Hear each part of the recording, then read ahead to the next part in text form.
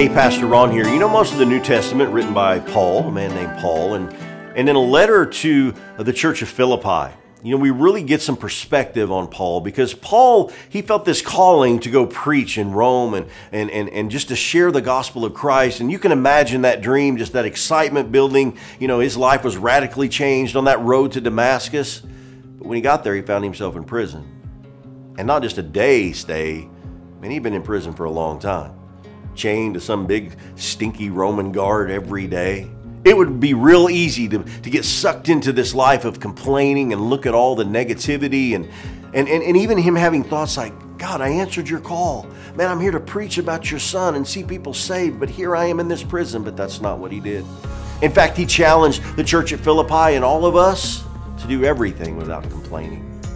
To do everything without complaining. See, Paul chose to change his perspective in the middle of his circumstance. And yeah, he might not have been preaching to thousands in the street and seeing, you know, all these big numbers, but he was preaching to those Roman guards.